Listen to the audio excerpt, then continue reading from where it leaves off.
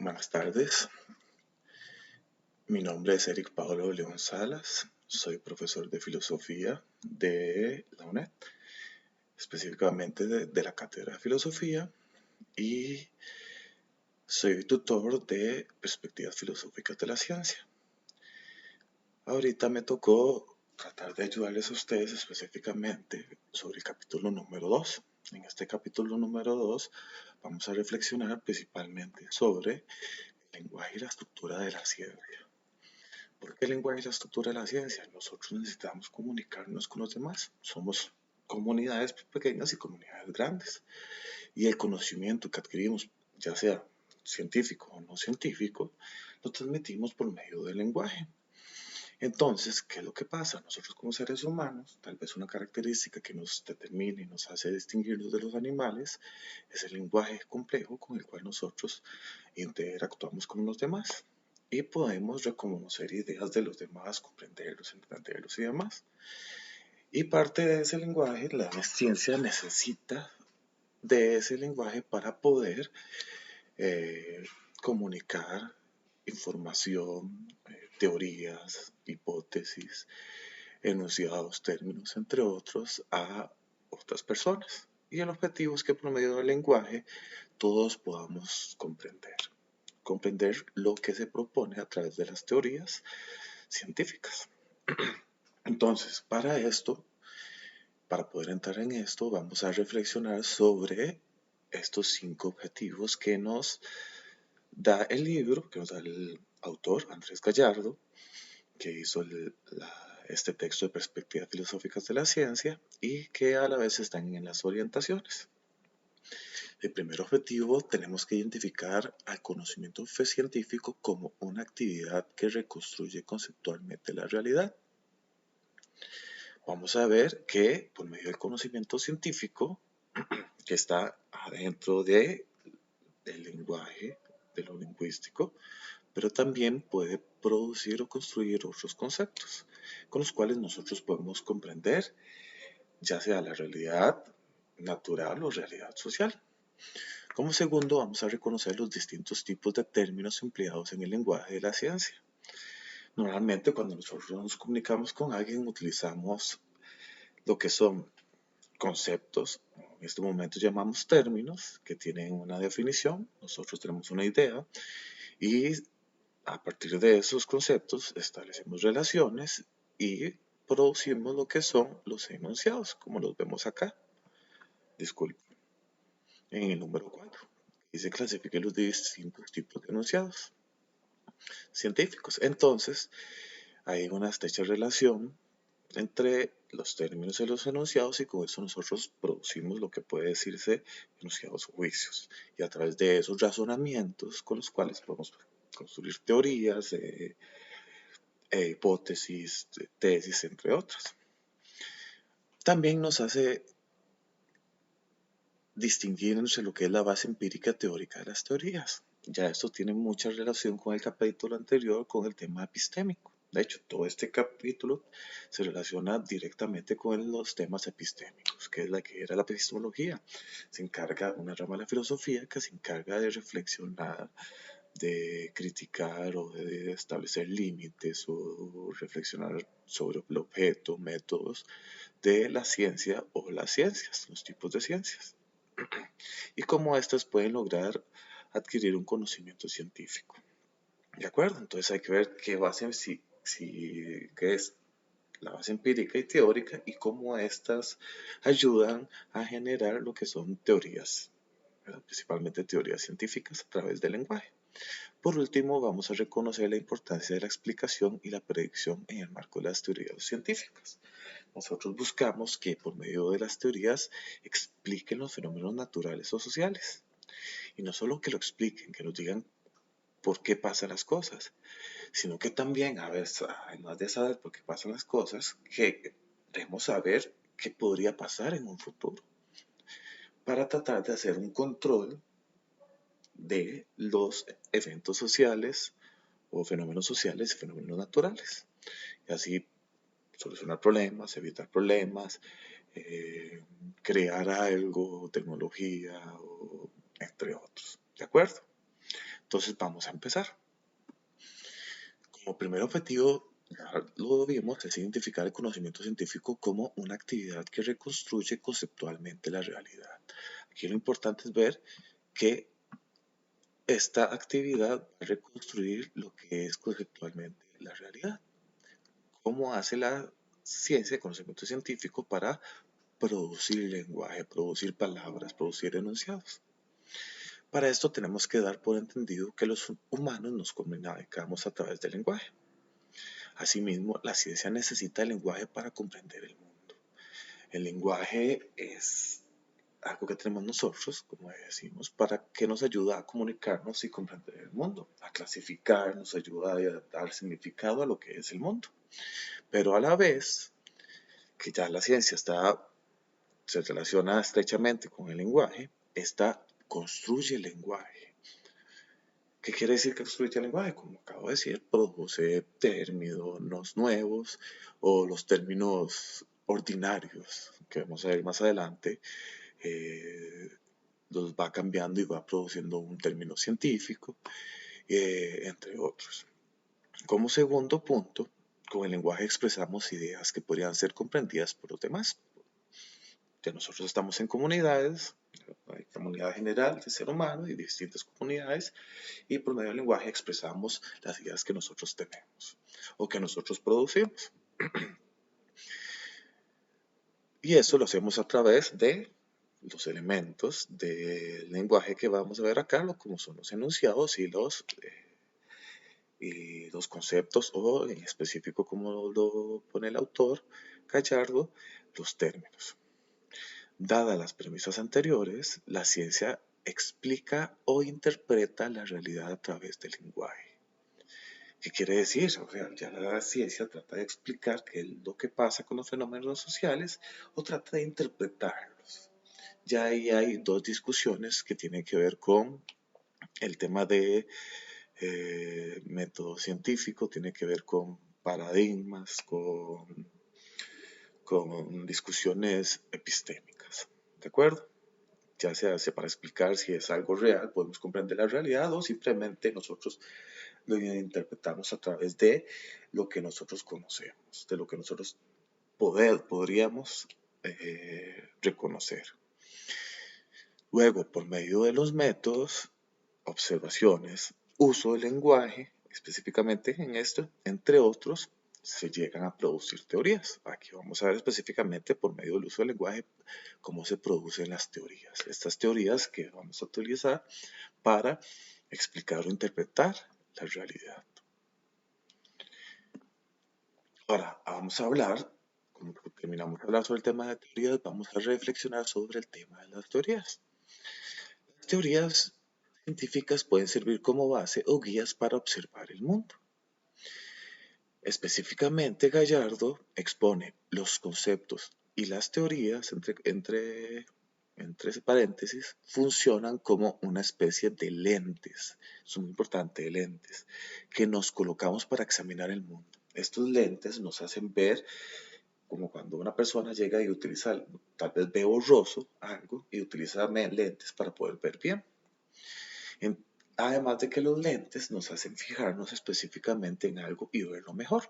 Entonces, esos conceptos, teorías que se generan en la ciencia, nos van a hacer enfocarnos y tratar de ver mejor lo que los fenómenos sociales y naturales del mundo a través de la ciencia.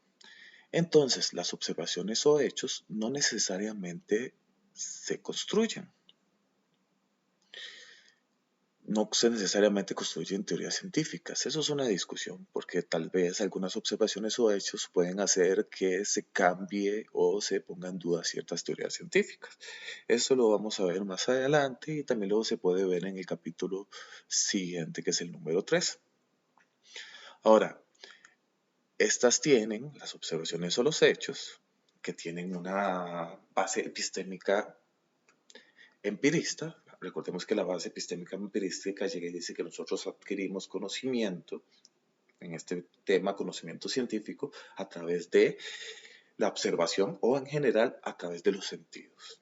Y ya por ahí se puede decir, como decía John Locke, somos como una hoja en blanco. En esa hoja en blanco se va rellenando con todo lo que vamos experimentando.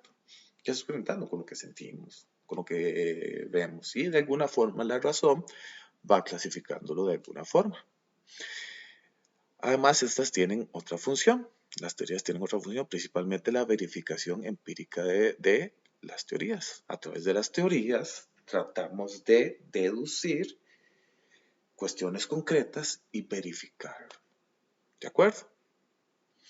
Ahora, por lo cual, a través de las teorías se da un tipo de observación selectiva. Como dije anteriormente, cuando hablamos de lentes, vamos a observar algo detenidamente. Aquí seríamos como un caballo que tiene sus, que les pone, no me acuerdo cómo se llama, pero que le ponen esto para que solo pueda ver una cosa y que no se distraiga con lo que está alrededor, no se distraiga, no se asuste. Entonces vamos a tener una observación selectiva y esta está basada en problemas, intereses, entre otros. Eso puede ser problemas prácticos o intereses prácticos, como por ejemplo, puede ser un problema de cómo mejorar,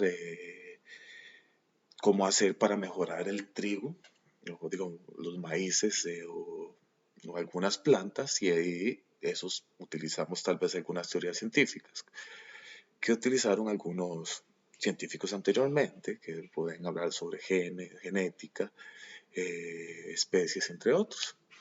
Y esto se vale principalmente para los intereses. Puede ser intereses prácticos, ya sea para solucionar problemas que tenemos en la realidad, en nuestro diario vivir, o intereses contemplativos, simplemente para comprender el mundo de una manera intelectual. Ejemplo, está el caso de la relatividad de Einstein, que lo podemos ver acá. Este video hace observar que por medio de las teorías, a veces se construyen teorías, hay teorías anteriores y a través de esas teorías se pueden proponer nuevas teorías y a través de esas ya se puede decir qué fenómeno natural vamos a observar para comprobar si esa teoría está bien o está mal.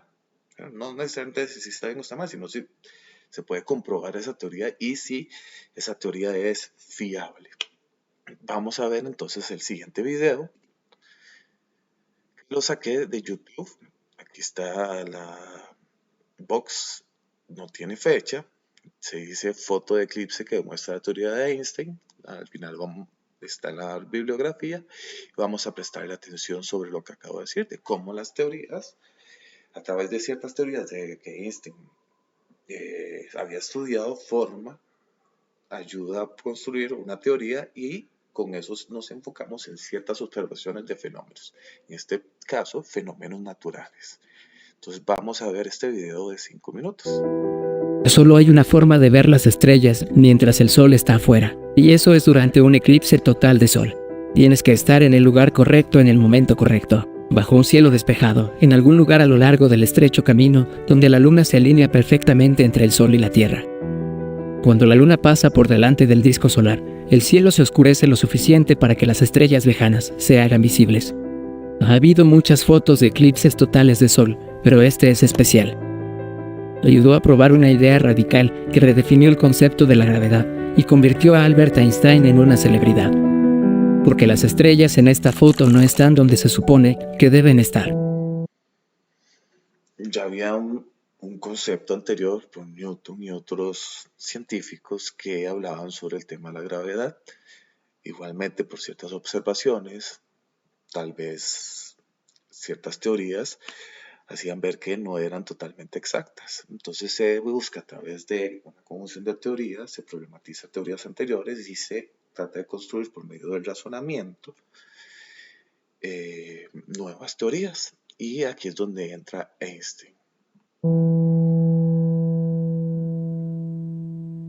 Isaac Newton sentó las bases para comprender el universo físico en los Principia, publicados en 1687. En esta obra, Newton definió la gravedad como una fuerza de atracción que atrae objetos enormes entre sí, como las estrellas y los planetas, y los mantiene en órbita. Y durante más de 200 años, la gravedad se definió de esta manera, como una fuerza de atracción. Pero Albert Einstein vio la gravedad como algo completamente diferente. según su teoría general de la relatividad, que publicó en 1915. La gravedad no es una fuerza entre los objetos y el espacio. Es la influencia de los objetos en la forma del espacio en sí. Según Einstein, los objetos enormes, como el Sol, curvan el espacio a su alrededor. Entonces, cuando un objeto más pequeño se mueve en línea recta a lo largo de este espacio, se desvía debido a la curva causada por la masa del objeto más grande. Eso pone un objeto en órbita alrededor del otro. Y si Einstein tenía razón, entonces esta misma curva también desviaría la trayectoria de la luz. Es decir, si observas las estrellas distantes a través de un telescopio en la Tierra, cuando el Sol está frente a ellas, su luz desviada por la gravedad del Sol las haría parecer como si estuvieran un poco desplazadas del lugar. Fue una idea revolucionaria, pero hubo un gran conflicto que impidió que Einstein pusiera su teoría a prueba. El mundo estaba en guerra. Einstein vivía en Alemania en ese momento, pero su trabajo cayó en manos del astrofísico británico Arthur Eddington. Aunque estaban en bandos opuestos durante la guerra, Eddington junto con el astrónomo Frank Dyson comenzaron a probar la teoría. Para ello fotografiaron un eclipse. Solo hay una forma de ver las estrellas mientras comenzaron a probar la teoría. Antes de seguir con esto, Einstein no se basó solamente en observaciones, sino que ahí lo que se está hablando es que se principalmente teorizó, se cuestionó y generó teorías en las cuales trataba de predecir estos fenómenos naturales. O sea, primero razonó y trató de deducir qué es lo que puede pasar. Luego, estos autores se encargaron de ver si esta teoría empíricamente puede ser cierta o no. A ello fotografiaron un eclipse total de Sol. Necesitaban comparar la posición de un cúmulo de estrellas en el cielo nocturno con una fotografía de esas mismas estrellas durante un eclipse. Si las posiciones observadas de las estrellas habían cambiado, se demostraría que la luz estelar viaja por el espacio curvada por la gravedad del Sol. El eclipse de mayo de 1919 fue óptimo para llevar a cabo este experimento. El Sol iba a estar frente a un cúmulo estelar muy denso, las Híades, y eso significaba que numerosas estrellas brillantes resultarían visibles durante el eclipse. Los planes comenzaron en 1917 y un par de años después, dos expediciones partieron de Inglaterra. Una, liderada por Eddington, fue a la isla de Príncipe en África Occidental y la otra se dirigió a Sobral en Brasil. Ambos lugares se encontraban en la trayectoria del eclipse y contaban con un clima favorable. El grupo viajó con potentes telescopios fotográficos que podían tomar fotos detalladas del espacio en las placas de vidrio. Para fotografiar ese eclipse de mayo, se necesitó transportar y ensamblar los telescopios en el campo con cuidado, donde las placas debían estar inclinadas a 45 grados en uno de los telescopios, de manera que captara tantas estrellas brillantes como fuera posible. Y este fue el resultado. Esta es una de las pocas placas de las expediciones de 1919 obtenidas con éxito. Provenía de Brasil. Muestra un eclipse total, con una corona solar irradiante y la protuberancia solar pocas veces vista. Y lo más importante, las brillantes estrellas de las Híades. De vuelta a Inglaterra, Eddington comparó la posición de las estrellas en la placa del eclipse con otra placa de otro cielo nocturno, mediante el uso de una máquina para tomar medidas en las fotos a nivel microscópico. La comparación demostró que las estrellas habían cambiado durante el eclipse aproximadamente en la medida que Einstein predijo. Según los cálculos de Newton, la luz estelar debería... Disculpen de nuevo. Solo hay se necesitó transportar y esta es una de las pocas veces vista. La placa de otro cielo nocturno. La comparación demostró que las estrellas... Por medio de la teoría, primero Einstein hizo la teoría, hizo los cálculos matemáticos, generó la teoría y trataba de predecir lo que es este fenómeno, que a través de la luz que producen las estrellas y la gravedad que produce la luna, ya las estrellas no se iban a ver en un mismo lugar, sino que se iban a ver en otro lugar. Él trató por medio de sus teorías de predecirlo y aquí es donde nosotros llegamos y decimos, bueno, por medio de teorías, razonamientos, generamos teorías y después buscamos de una manera empírica comprobarlo. Pero normalmente primero reflexionamos sobre ese tema. Habían cambiado durante el eclipse aproximadamente en la medida que Einstein predijo. Según los cálculos de Newton, la luz estelar debería curvarse cerca del Sol, Pero si Einstein estaba en lo cierto, esta desviación sería el doble de lo que Newton predijo. Los resultados de Eddington demostraron que la desviación de la luz estelar se acercaba más al cálculo de Einstein que al de Newton. No era una coincidencia exacta, pero era lo suficientemente aproximada como para validar la teoría general de la relatividad y cambiar por completo nuestra percepción del universo. El éxito del estudio se anunció por primera vez en The Times of London, el 7 de noviembre de 1919, casi un año después del final de la Primera Guerra Mundial. Un inglés había hecho todo lo posible para demostrar las ideas de un alemán, y la noticia de que el espacio está deformado por los planetas y las estrellas conmovió al mundo. Einstein, que hasta ese momento solo era conocido en el mundo de la física, se convirtió en una celebridad de la noche a la mañana. Permaneció como un icono de la cultura popular internacional durante. Bueno, a través de esto podemos ver lo que estábamos hablando. A través de las teorías que nosotros generamos, vamos a hacer una observación selectiva. En este momento, la observación, Einstein había generado la teoría de que la gravedad y que con esto las estrellas se iban a ver en diferentes localizaciones por el tema de la gravedad, y ahí los científicos ingleses hicieron a través de esa teoría la observación selectiva para ver si se cumplía o no esa teoría. ¿De acuerdo? Entonces vamos a proseguir. Vamos a hacer una recapitulación. Cierta carga teórica y conceptual antecede las observaciones científicas, como lo acabamos de ver. Ahora, literalmente, como dice Gallardo, teorías científicas son un tipo particular de construcciones lingüísticas que posibilitan la explicación de fenómenos y que muchas veces anteceden las observaciones.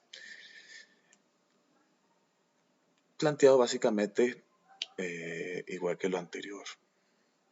Ahora, aquí lo importante es que son un tipo, la diferencia es que son un tipo de particular de construcciones lingüísticas. No es la única construcción lingüística porque pueden haber más. Además, las teorías se expresan a través del lenguaje. Son 3 puntos básicos que podemos recapitular de este primer objetivo. Entonces, dado que la ciencia necesita del lenguaje, se debe indagar sobre este para ver cómo se constituyen los elementos para entender la ciencia. Vemos la importancia de lo que es el lenguaje. Entonces, tenemos que profundizar un poco sobre este tema, de que ver sus elementos, cómo se relacionan, cómo se constituyen, cómo se podrían construir teorías, principalmente científicas, cómo puede darse.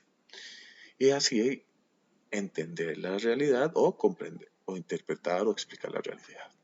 Entonces, como un primer dato, el lenguaje está constituido por distintos tipos de enunciados, palabras y términos.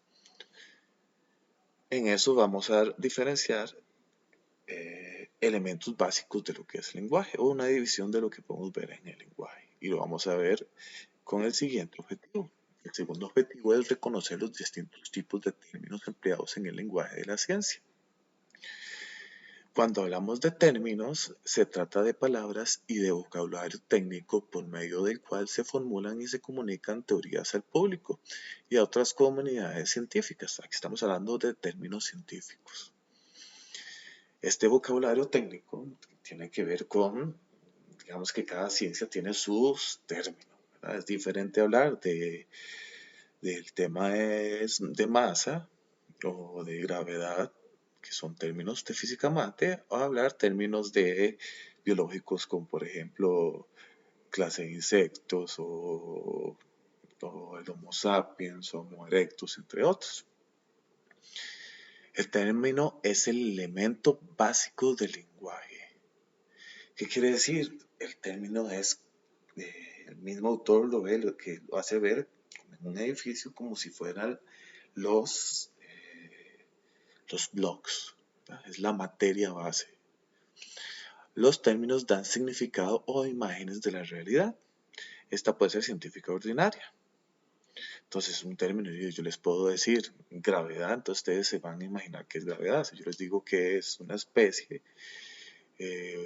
van a tratar de comprender que es una especie, tal vez es un término abstracto.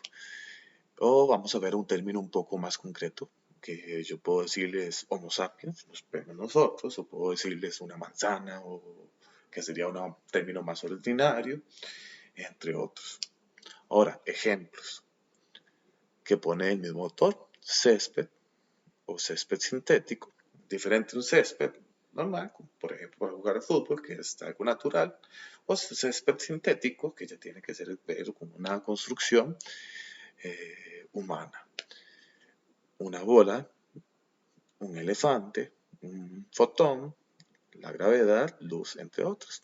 Esos son términos. Algunos de nosotros podemos reconocerlos de una manera concreta y otros son un poco más abstractos que no podemos, que tal vez los entendemos, pero que no podemos mostrarlos de una forma clara, con un dibujo, ¿verdad? O imaginarlos de una forma muy concreta.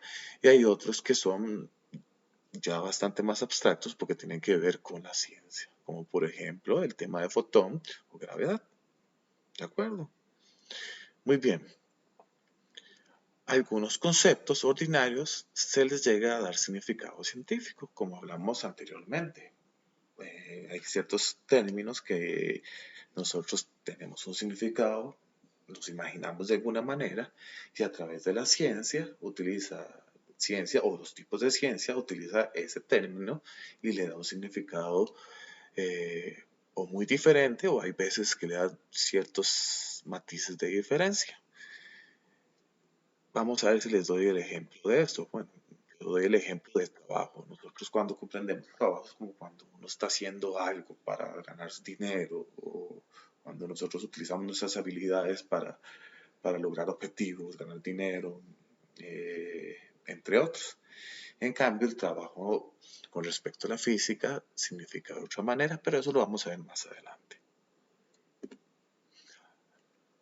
Es importante siempre ver el esquema y la clasificación de términos. Los esquemas que utiliza Andrés Gallardo son muy buenos. Nos ayuda a clasificar y a entender lo que son los diferentes tipos de términos, ya también más adelante los enunciados, y así darnos una idea, así ver cómo relacionamos ciertos aspectos con otros. Entonces, ¿qué es lo que vemos en general? Términos acá. Luego de un segundo, bueno, aquí vemos de una primera clasificación, podemos ver los presupuestos y los específicos. Los pongo como una primera clasificación porque términos no se clasifica, ¿verdad? Es la base. Entre los presupuestos podemos ver los lógicos. Ejemplos pueden ser y o, que es principalmente que son conectivas lógicas, que conectan oraciones, que conectan enunciados y a veces conectan diferentes enunciados para generar razonamientos, o puede ser cuantitativos, como todo o algo, como cuando uno dice todo humano tiene pelos, o algunos, como podemos decir, algunos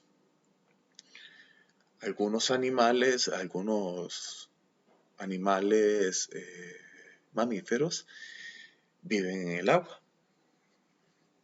Ahora, con respecto a, aquí ves donde vemos el tema de algunos y todos, cuando trata de clasificar, aquí vemos que son términos lógicos. ¿Qué quiere decir? Que va a establecer algún tipo de relación o va a generar alguna idea meramente cuantitativa. Ahora luego están los designativos, que los podemos ver entre ordinarios y científicos. Ejemplos de esto, entre ordinarios, podemos ver los del diario vivir: calor, frío, bola, césped, entre otros. Y están los científicos, que podemos ver como por ejemplo fuerza, masa, especie, etc. Y luego podemos ver entre los términos específicos, ¿verdad? Aquí vemos científicos, en los cuales tal vez, por ejemplo, fuerza, cambiamos de tal vez de un ordinario a fuerza comprendido desde otra manera, desde una perspectiva científica. Pero también hay más específicos que, por ejemplo, la ciencia utiliza para poder explicar fenómenos que no se pueden ver de una manera empírica. No se pueden observar, no se pueden reconocer a través de los sentidos, como por ejemplo fotón, onda gravitacional, entre otros. Ahora vamos a especificar sobre estos términos en las siguientes filminas. la primera y segunda jerarquía de clasificación vamos a ver los presupuestos, ¿verdad? Vamos a empezar con estos, que se dividen entre lógicos y designativos.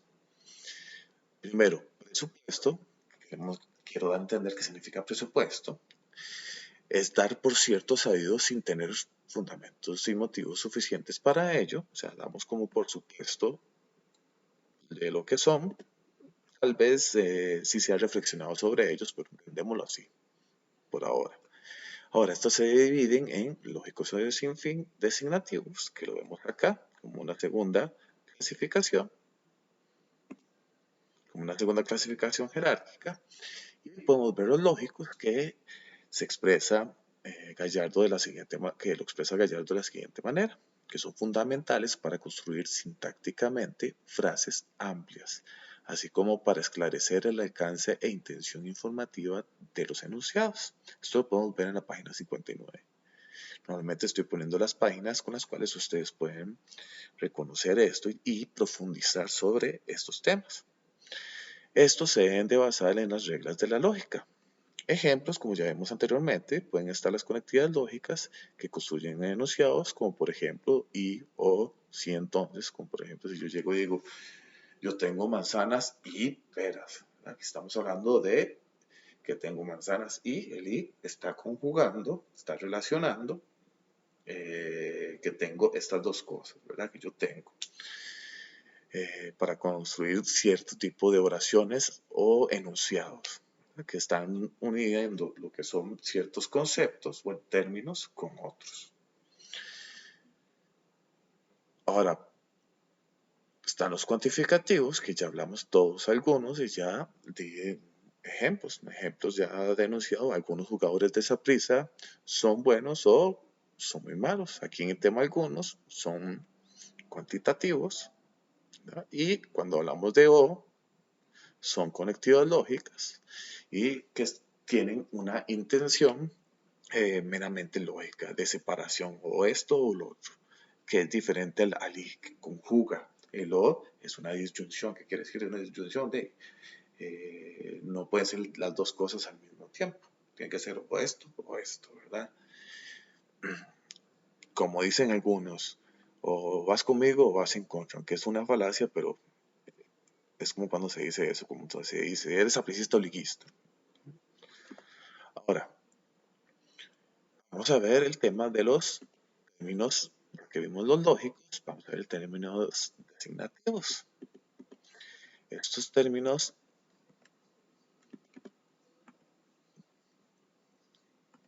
designativos son palabras cuya función es aludir a entidades del mundo u otros objetos, cualidades, propiedades, relaciones u operaciones matemáticas. Cuando hablamos de entidades del mundo son objetos, es algo, como por ejemplo yo soy una entidad, este celular es una entidad, este libro es una entidad, son entidades del mundo. Pueden ser otros objetos, ¿verdad? Que estamos hablando de objetos, pueden ser cualidades, por ejemplo, este libro es cuadrado, bueno, rectángulo, propiedades, relaciones, operaciones matemáticas y más que ustedes mismos pueden reflexionar y construir sus propios ejemplos. Ahora, la función principalmente de estos términos designativos es referirse a algo externo a nosotros. Cuando hablamos de términos lógicos es algo que está interno, que nosotros lo tenemos desde nuestra cabeza. Puede hablarse de tal vez que tiene una influencia más, los lógicos tienen una influencia más de cuando hablamos de epistemología, principalmente una influencia racionalista y tal vez un poco también del kantiano como del crítico del kantiano. Ahora, esta se puede dividir entre abstractos o concretos. Esto es una clasificación que hace un poquitito superficial el autor, que no necesariamente está en la jerarquía que vimos anteriormente. Abstractos, podemos decir como felicidad, amor, libertad, democracia, justicia, y concretos como pato, perro, suma, ¿verdad? Que son cosas que, concretos que podemos imaginar más fácilmente. Los otros son un poco más abstractos, que son un poco más difíciil de comprender o que no podemos ver de una manera, observar directamente. Bueno, observar fácilmente. Ahora, el autor, ahora sí, estos términos designativos los clasifica entre coloquiales, es decir, ordinarios y científicos. Ejemplos de coloquiales, él habla de calor, frío, rojo, que los hablamos constantemente, vamos a hablar de comida, frijoles, arroz, entre otros. Y están los científicos, que podemos hablar de fuerza, masa, especie, entre otros. En ocasiones, las investigaciones científicas delimitan el significado de los ordinarios. Se forman nuevos términos, se cambia su significado, pues ya lo había hablado anteriormente y di el ejemplo de fuerza, que pues nosotros sentimos tal vez como fuerza, como alguien que tiene fuerza. Y bueno, yo había hablado del tema de trabajo, como alguien es muy fuerte. En cambio, el tema de la física tiene un significado diferente que tiene que ver con energía y movimiento. Ahora, algunas veces adquiere un significado distinto al anterior. Algunas veces el término específico llega a tener un significado totalmente distinto. Vamos a ver el término, por ejemplo, trabajo. ¿Qué trabajo? Ordinariamente lo vemos como una ocupación que ejerce habitualmente una persona a cambio de un salario. O ahora, como yo les dije, como cuando nosotros ejecutamos ciertas habilidades para lograr un objetivo. Podemos entenderlo de esa manera, de una forma ordinaria. Ahora, trabajo en física es una fuerza que se aplica sobre un cuerpo para desplazarlo de un punto a otro. Al aplicar fuerza se libera y se transfiere energía potencial a ese cuerpo y vence una resistencia. Aquí estamos hablando de un concepto más abstracto y que se utiliza en la ciencia para comprender los fenómenos de la física, ¿verdad? Son fenómenos naturales, específicamente de la ciencia física, la ciencia natural llamada física, ¿no? Como a veces se maldice física mate. Bueno, no sé si se maldice, pero como se le decía en el colegio, física mate. Ahora, ya exponiendo las clasificaciones de los términos presupuestos, pues seguimos con los específicos. Los términos específicos son las teorías científicas que pueden introducir nuevos términos, ¿verdad? Aquí estamos hablando, por ejemplo, del fotón. El fotón lo utiliza Albert Einstein para explicar el comportamiento anómalo de la luz. Hay ciertos comportamientos anómalos de la luz que no se entendían, entonces Albert no los logró sí los logró comprender teóricamente, pero empíricamente no se pueden ver. Entonces se le genera un término específico, ¿verdad? Que es cuando ya la ciencia no transforma un término ordinario a un término científico, ¿verdad? Construye un término ordinario a uno científico, sino que aquí construye un término científico a través de teorías mismas, teorías científicas en sí. Ahora, como tercer objetivo, tenemos que distinguir, bueno, con lo anterior podemos dar por terminado que ya vimos todos estos, ¿verdad? Todos estos términos y los explicamos. Luego vamos a ver lo que es el tercer objetivo, que dice distinguir entre la base empírica y teórica de las ideas. Ya nosotros reconocemos con el capítulo anterior que las bases empíricas se relacionan con la posición epistémica empírica, que en la que dice que nosotros adquirimos conocimiento a través de los sentidos. Y a través de eso nosotros vamos a ir interpretando la realidad. A través de eso, David Hume llega y dice que tal vez no, por medio de los sentidos nosotros no podemos llegar a conocer la realidad en sí. Simplemente la interpretamos de X o Y manera. Ahora, el término con base empírica, vamos a definirlo como una parte de las teorías científicas que está referida a los fenómenos del mundo que experimentamos, o sea, lo empírico, ¿verdad? Es algo que son fenómenos que nosotros experimentamos, que podemos ver. Este tipo de lenguaje de base empírica asocia términos a través de datos y observaciones, ¿no? Observaciones, como acabo de decir, percibimos por medio de los sentidos y generamos datos, generamos información. Decimos que algo pasó, ¿verdad? Un dato que podemos decir, mira, podemos ver cómo este libro se cae, ¿verdad? Es un fenómeno natural que nosotros podemos ver, que tiene base empírica.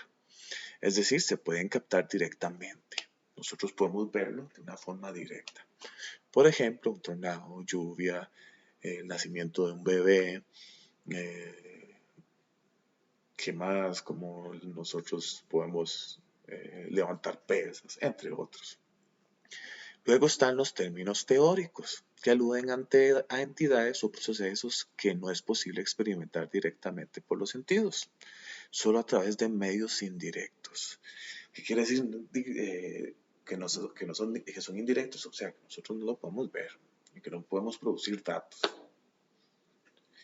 Ahora, son medios indirectos como aparatos de medición o a través de mecanismos diseñados para captar sus efectos. Ejemplo de esto, estos términos como electrones, átomos, son términos que nosotros no podemos ver. O sea, no hay tal vez un microscopio tan específico para poder ver lo que es un átomo, un electrón, pero lo reconocemos indirectamente a través de ciertas teorías, que ese conjunto de teorías hacen ver ciertas regularidades y nosotros generamos razones y generamos esos conceptos. Ahora, estos últimos términos no se pueden observar directamente, pero se pueden presentar como una explicación para fenómenos observables. Nosotros no lo podemos ver directamente, pero esas pueden ser causas para nosotros, causas para explicar por qué suceden las cosas que nosotros vemos directamente.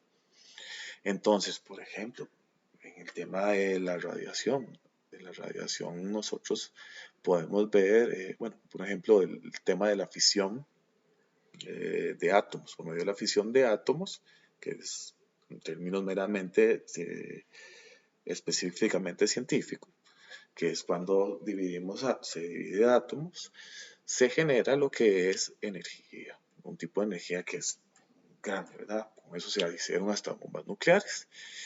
A través de estos términos, bueno, nosotros directamente no podemos ver átomos, no se puede comprender lo que son, o tal vez no se puede ver cómo se ven los átomos, pero de alguna u otra forma, por medio de aparatos de medición o diferentes mecanismos, tecnología y demás, generamos o se generan esos fenómenos. Y así, como medio de esos términos, que son teóricos, vamos a explicar lo que son los fenómenos observables. Por ejemplo, esa bomba o la radiación que puede afectar nuestro cuerpo. Vamos a leer la página 64 sobre la importancia de la distinción entre la base empírica y teórica. Esto lo vamos a ver acá. La importancia de la distinción entre la base empírica y teórica. Vamos a leerlo específicamente porque yo lo veo muy importante. Es una forma que expresa el autor con la cual nosotros podemos aclarar un poco más sobre este tipo de bases, ya sea empírica o base teórica. Ahora, ¿qué importancia tiene realmente la distinción entre objetos directos e indirectos? Entre la observación directa y objeto inobservable. Desde el punto de vista epistemológico, tendremos que preguntarnos por qué creemos que una teoría es adecuada o inadecuada, mejor o peor que otra. Y pareciera que el elemento de control es la concordancia o no de las teorías de observaciones de base empírica. De la teoría con las observaciones de base empírica. Esta es una de las funciones principales para el conocimiento, pero la base empírica se modifica a medida que transcurre la historia, debido al surgimiento de nuevos procedimientos técnicos que nos permite observar de manera distinta. Por tanto, los elementos de control para la ciencia se modifican consecuentemente, y la historia de la base empírica repercute también en la historia de las teorías científicas. A partir de esto se concluye que el conocimiento profundo se vincula con el aspecto teórico de la ciencia y la observación resulta subsidiaria, como un elemento de control. Entonces, ¿qué es lo que decimos? Vamos a contrarrestar. Por ejemplo, ahora vimos el video de cómo se contrasta la teoría de Albert Einstein sobre el tema de la relatividad, sobre cómo la luz genera la curvatura, y vemos que ciertas estrellas que estaban en determinado lugar con un eclipse lunar, vemos cómo la gravitación hace que la luz no pase por el mismo lugar de siempre, no la veamos en el mismo lugar de siempre, sino que la luz de esas estrellas la veamos en otro lugar, en otra distancia.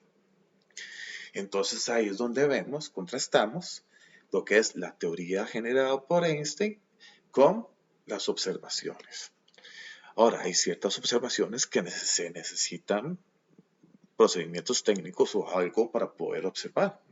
Por ejemplo, Galileo Galilei, para poder mostrar que el centro del universo no era la Tierra, que era una teoría antigua que se había formado por Ptolomeo y Aristóteles, utilizó, además de sus recursos teóricos matemáticos, utilizó el telescopio, y por medio del telescopio reconoció y contradijo lo que fueron, hizo ciertas observaciones que producieron datos, y esos contradecían directamente lo que eran las teorías de Aristóteles y Ptolomeo de cómo es la cosmología del mundo, o sea, cómo se ordena el universo.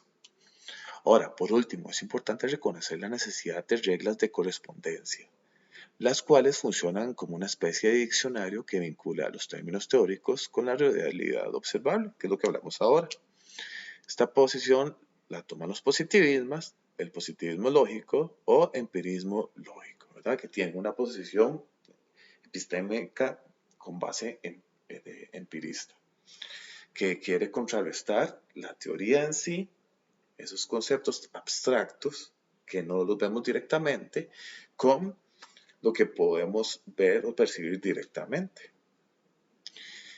Se busca esa contrastación, esa correspondencia. Si no hay una correspondencia, entonces tal vez esa teoría es una mera abstracción, tal vez que no es y no llega a ser práctica. Son, ¿cómo se dice?, meras especulaciones que no se pueden llegar a comprobar y por lo cual no son funcionales. Ahora, ya que comprendemos esa base teórica y esa base empírica y reflexionamos sobre ella, vamos a clasificar los distintos tipos de enunciados, que es el cuarto objetivo. Los enunciados en sí, ¿qué son? ¿Qué es un enunciado? Aquí saqué el concepto de enunciado a través de otros dos autores que produjeron un libro llamado Lógica para qué. Me llamó la atención este tema de enunciado porque no lo vi explícitamente en el libro de Andrés Gallardo. Y me gustaría expresar este concepto de enunciado para poder concretar y a partir de eso comprender las demás clasificaciones de enunciados. Por ejemplo, acá singulares y generales, o acá cuando le vemos niveles descriptivos, o sea, ciertos niveles de enunciados científicos, ¿verdad? Entonces, vamos a ver. Al igual que el término, es una expresión lingüística. Es una idea que se puede expresar y comunicar. La diferencia al término es que esta está compuesta por la oración, que busca la secuencia lógica de signos con la cual se expresa un juicio.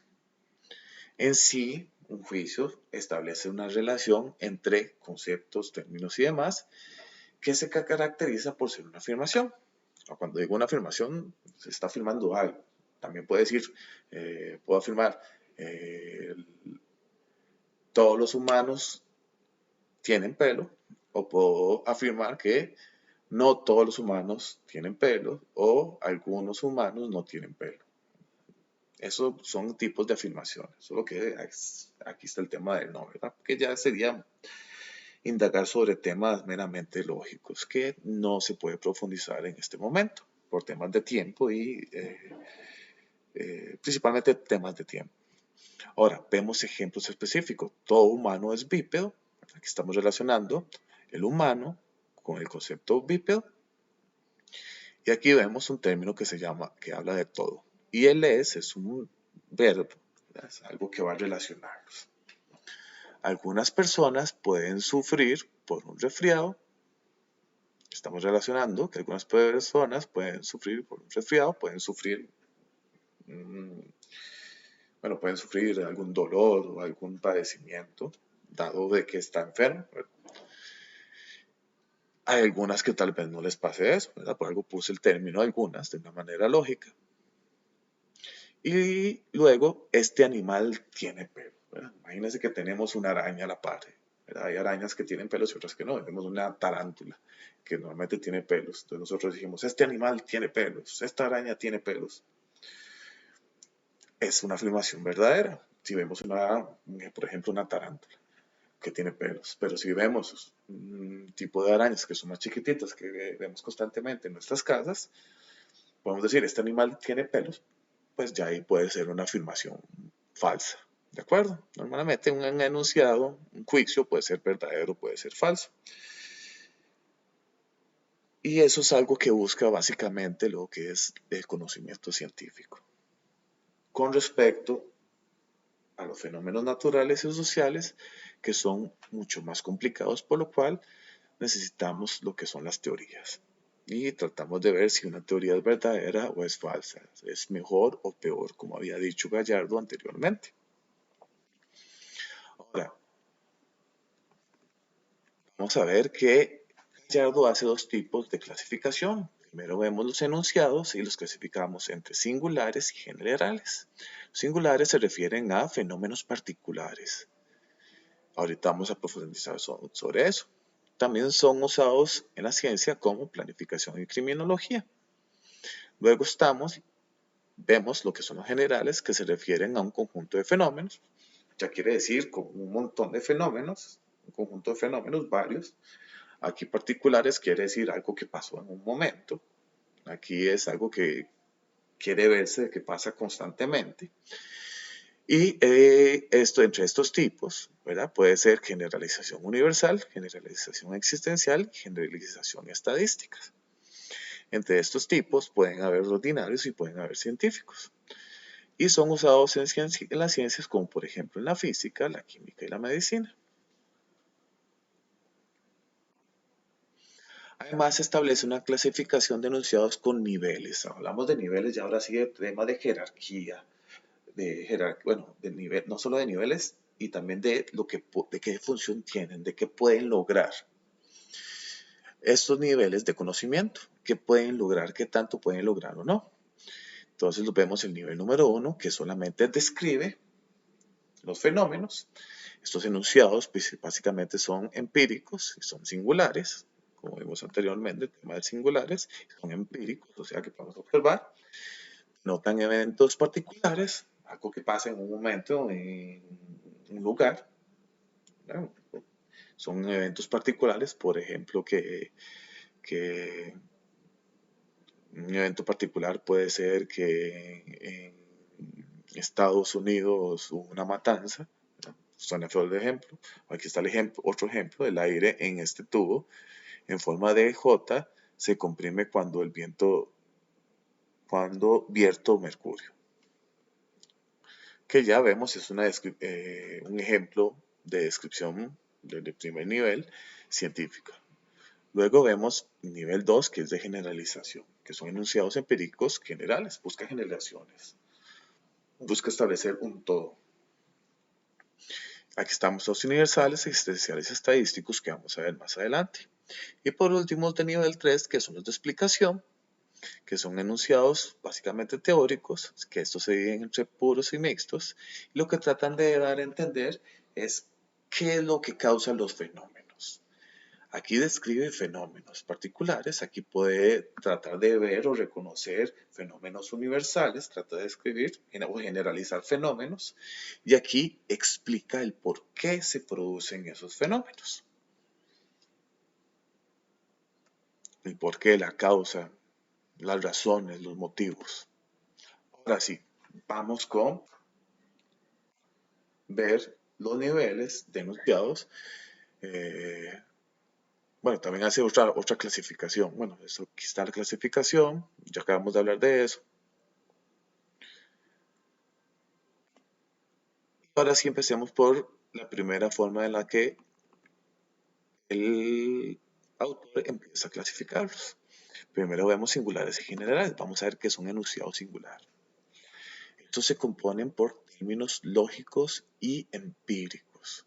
Hablemos de términos lógicos, ya habíamos hablado de conectivas lógicas y de conceptos cuantificadores, ¿verdad? Como todos, algunos, ciertos, y conectivas lógicas, por ejemplo, este mismo y, ¿verdad? Que está relacionando lógicos y empíricos, ¿verdad? Que son dos tipos de términos.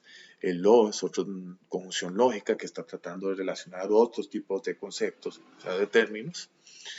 Y empíricos, que son los que nosotros podemos ver, observar y que le damos sentido, que nosotros le damos un significado, tienen un significado para nosotros. Se refieren a una sola entidad u objeto o un conjunto finito de ellas. Asimismo, se pueden observar e inspeccionar directamente, ¿verdad? Se trata de una entidad, un objeto que nosotros podemos ver directamente. Como les había dicho anteriormente, el teléfono podemos verlo directamente, podemos ver fenómenos de qué puede hacer el teléfono.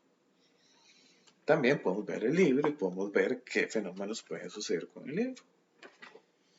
Ya sea caer o ya sea mover las páginas, entre otros. Ahora, ¿qué es lo que pasa de esto? Dan información sobre un grupo o una muestra. Ejemplos de estos. Bueno, siempre nos dan un tipo de información sobre un grupo, ¿verdad? Una muestra, ¿verdad? De algo, una muestra como cuando agarramos una muestra de sangre o una muestra de orina, entre otros. Ahora, ejemplos de esto. Este animal tiene pelos. Es algo meramente empírico y concreto que podemos ver. Y estamos hablando de algo singular, ¿verdad? Un evento, algo en específico, este animal. ¿Ya? Es algo singular. No estamos diciendo todos los animales. Podemos ver, esta araña tiene 8 patas, algo también particular, el 60% de los miembros asistentes a esta clase son mujeres. Estos enunciados son singulares, tienen la cuestión lógica y son cosas que nosotros podemos comprobar directamente, ¿verdad? Este tema de el 60% de los miembros de asistentes a esta clase son mujeres, lo podríamos llegar a hacer contando cuántos hombres y cuántas mujeres son, y por medio de la matemática podemos llegar a concluir si es cierto o no que es un 60%. Estos enunciados son de primer nivel, dado que sean fenómenos que se presentan a la experiencia, a nuestros sentidos, que podemos observar, que podemos sentir. Puede decirse fácilmente si son verdaderos o falsos. Nosotros podemos decir, mira, esta araña tiene 8 patas, o esta araña tiene, o esta araña tiene pelos, ¿verdad? Si esta araña tiene pelos o no. Si es una araña que vemos chiquitita, que no tienen pelos, esas que tienen unas patillas muy grandes, tal vez no tienen pelos y nosotros podemos decir que es falso. O podemos llegar y decir, mira, usted, María, se robó mi comida, ¿verdad? Entonces eso puede ser cierto, puede ser falso. Y es un enunciado singular, es algo que pasó en un evento específico. Algunas disciplinas, como la criminología y la planificación, trabajan con estos.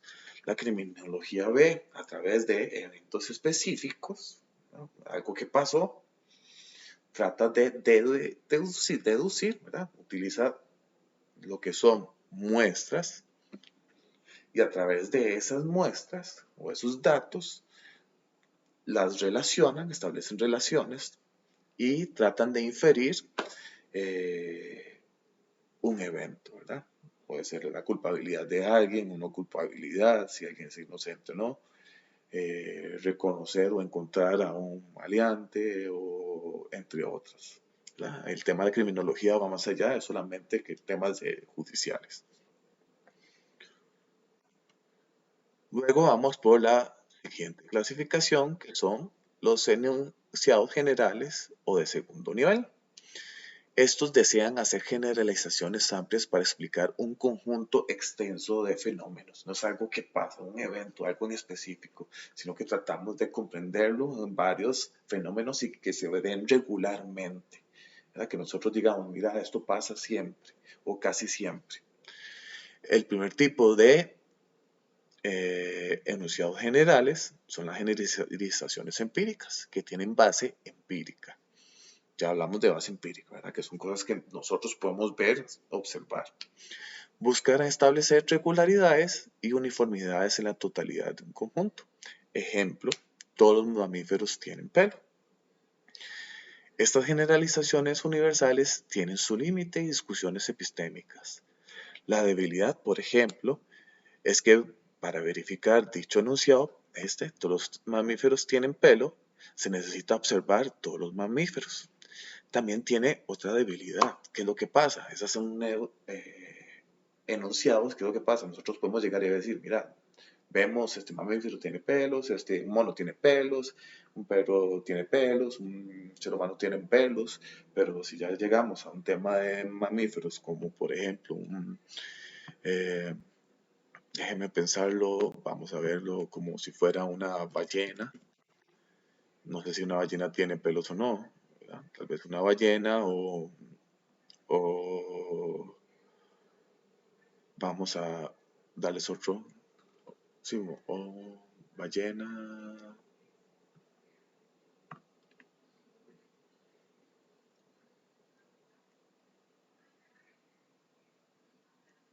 bueno, ballena tal vez otro tipo de animales, se me olvidó el otro, que tal vez no puedan tener. Yo en específico no comprendo, no sé sobre las ballenas, solo he visto por medio de las películas y no les he visto pelos, ¿verdad? Entonces puede pasar otra cosa. Se dice que hay científicos que por medio de la inducción, que quiere decir siempre observaban cierto tipo de animales, creían que tenían solo un color y cuando llegaron a otro lugar vieron que tenían otro color, entonces ya se les derrumbó este enunciado general. ¿De acuerdo? Entonces tienes limitaciones.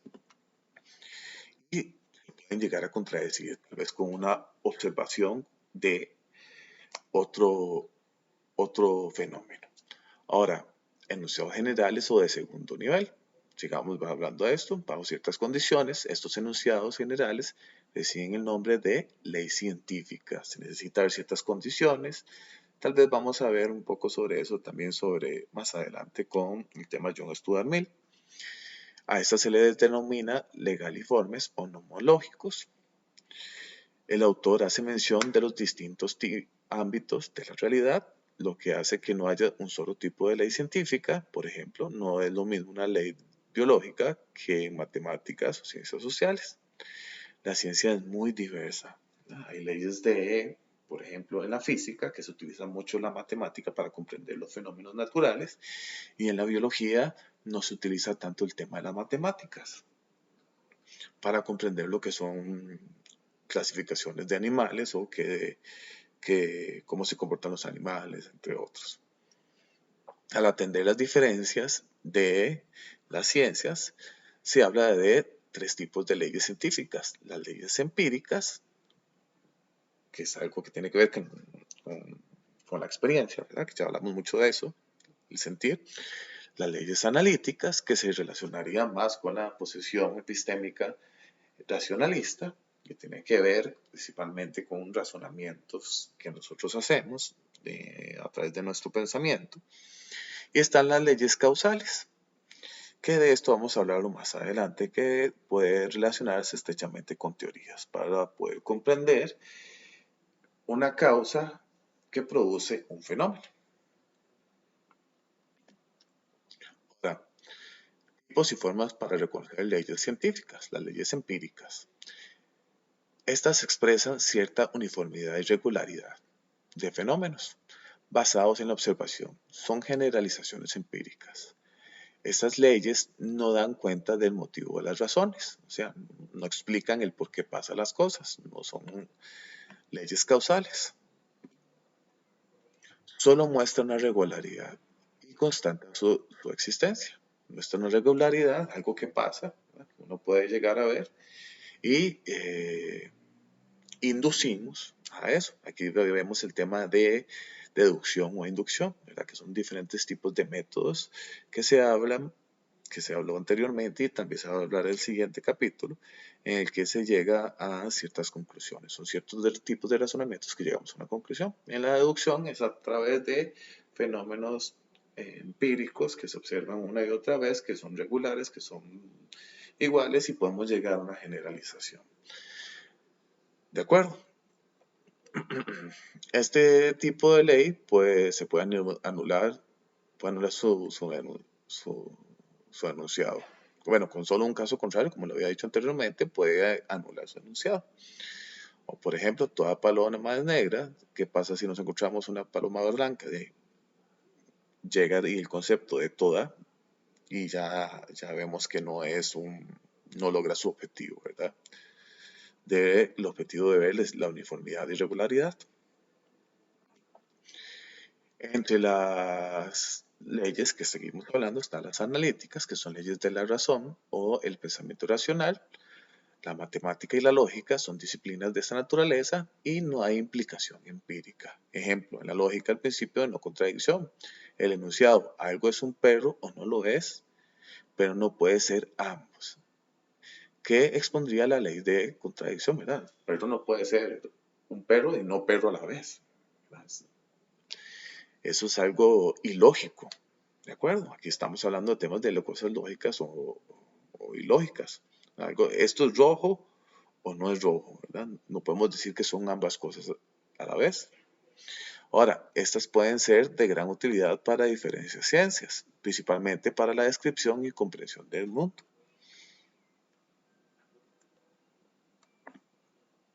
Luego están las leyes causales que buscan conectar dos fenómenos de manera causal. Busca la explicación, o sea, el porqué de un fenómeno, las razones, los motivos, la causa. Estas pueden incluir términos teóricos y empíricos. Ante esto se habla de Hume, ¿verdad?, el empirista, que hace crítica al concepto de causa por el método inductivo. Ante esto, Stuart Mill trata de caracterizar 4 métodos de investigación experimental, o sea, empíricos, para lograr reconocer que se puede encontrar una causa. O sea, trata de superar a Hume sobre ese problema de la inducción. Vamos a hablar un poco sobre los métodos de Mill, de las leyes causales. Él propone 4. Y lo vamos a ver con ejemplos y luego lo que es la definición. Vamos a ver un ejemplo, el primer método de concordancia. Una manera de saber la causa de la intoxicación de un grupo de niños en la escuela, atribuida al consumo de cierto alimento, puede ser determinado el alimento común que todos los niños intoxicados comieron. Así, por ejemplo, si Juan comió queso, pan y yogur, Carla llegó y comió pan, leche y huevos, y Alejandra comió cereal, pan y café, y los 3 resultaron intoxicados. La causa debe ser atribuida al alimento consumido por los 3. ¿Qué tienen en común los 3? Por ejemplo, el pan. Eso es lo que llegaron y tuvieron en común. Entonces esa sería la causa por la cual nosotros llegamos a decir, bueno, esta es la causa por la cual se intoxicaron. Ahora, ¿qué quiere decir? Si 2 o más casos del fenómeno que se investiga tienen en común una única circunstancia, ¿verdad? Una única circunstancia que sería el tema del pan, una variable, la sola circunstancia en la que todos los casos concuerdan es la causa o el efecto de un fenómeno dado. Como por ejemplo, en este momento el pan. Vemos el segundo método de la diferencia. Vamos otra vez por el ejemplo, porque es más fácil verlo desde lo concreto a lo teórico. Siguiendo el mismo caso anterior, si se determina que los niños sanos comieron todo tipo de alimentos, salvo el pan, entonces puede atribuirse la causa de intoxicación a esta diferencia entre los alimentos consumidos. Así, si Carlos comió queso, leche y huevos, Marcela queso, leche y huevos y pan, ¿qué pasa? Si esta última resulta intoxicada, entonces la causa de intoxicación es el pan. Lo que hace la diferencia entre estos dos es que, por ejemplo, lo igual es que comieron queso, leche y huevos. Marcela también comió queso, leche y huevos. ¿Qué es la diferencia? Que Marcela comió pan. Esa variable es lo que diferencia a Carlos. Entonces podemos llegar a la conclusión de que la causa de que se intoxicara a ella es el pan. Entonces, ¿cómo se define? Si un caso en el que ocurre el fenómeno que se investiga ocurre, Y un caso en el que no ocurre tiene en común todas sus circunstancias, excepto una. Aquí vemos el tema del pan. Las otras circunstancias son comunes, como que comieron la leche, los huevos y el queso. La única es el pan, la diferencia, y esta única solamente ocurre en el primero. Las otras circunstancias que ambos casos difieren es el efecto o la causa o una parte indispensable de la causa del fenómeno. Luego vemos el método de residuos, que encontré un ejemplo de internet que es meramente formal y se representa de la siguiente manera, que es bastante fácil de entender. A, B, C ocurre junto X, Y, Z, ¿verdad? A puede ser un fenómeno, B puede ser un fenómeno y C puede ser un fenómeno. Ocurre junto cuando se da X, que es otro fenómeno, Y es otro fenómeno y Z es otro fenómeno. Nos damos cuenta, por medio de la observación, que B es sabido por ser la causa de Y. C es sabido por ser la causa de Z. Conclusión, ¿qué es lo que queda? Ya que nos agarramos B y lo relacionamos con Y y C con Z, lo que nos queda decir es que A es la causa del efecto X. ¿De acuerdo? Eso es un método de residuos, es lo que nos queda. ¿Verdad? Entonces, ¿qué es lo que dice? Sustráigase de un fenómeno aquella parte de la que se sabe por inducciones previas, que es el efecto de determinados antecedentes. El residuo del fenómeno es el efecto de los antecedentes que restan. Por último, el método de variaciones concomitantes. En el ejemplo que da el autor, se puede establecer una relación causal entre el consumo de soya y la reducción del colesterol en la sangre. ¿Verdad? Eso es lo que se quiere dar a entender en la conclusión. Entonces, ¿qué son las premisas? ¿Qué razones dan? Si cuando se produce el consumo de soya, los niveles de colesterol bajan y cada vez, segunda premisa, segunda razón, y cada vez que se deja de consumir, los niveles de colesterol vuelven a un nivel alto, entonces es posible, es importante decir que aquí llegamos al tema que es posible, porque pueden haber otras variables, ¿verdad? Otras variables, como por ejemplo, el correr puede ayudar a bajar los triglicéridos o a la vez va a eliminar el colesterol o el consumo de otros alimentos, como se ha dicho, por ejemplo, el aguacate. Comer aguacate de vez en cuando ayuda también a producir mejor grasa de la buena, que ayuda a bajar grasa de la mala de la sangre. Y bueno, entre eso. Entonces los niveles de colesterol lo vuelven a tener antes. Entonces es posible determinar que la causa de las variaciones en los niveles de colesterol en la sangre se debe a las variaciones que consume la soya. Ahora, para esto tiene que haber control total, sin otras variables. ¿Qué quiere decir? Tiene que haber un control, tiene que ser una experimentación totalmente controlada, sin que hayan otras variables. O sea, que se vea que se experimente con personas que solamente coman soya o no coman soya y saber que no salen a correr o que no hacen otras actividades que pueden a producir el bajar o subir colesterol. ¿De acuerdo? Listo. Ya que vemos los 4 métodos de indagación experimental según Stuart Mill, que podrían establecer leyes causales, vamos a ver otra reflexión sobre el tema de ley, para poderla formar una ley. Una ley que trata de reconocer cuáles son las causas de producir algo, de que se dé un fenómeno. Para que se dé una ley se debe cumplir con dos condiciones, con la condición de necesidad y suficiencia. Esto es muy importante, la necesidad y suficiencia. Por ejemplo, producir fuego. Como necesidad, lo que hace que las cosas sucedan infaliblemente de cierta manera. Eso es la base. O sea, la necesidad es lo que hace que las cosas sucedan. Se necesita eso porque si no, no se logra el objetivo.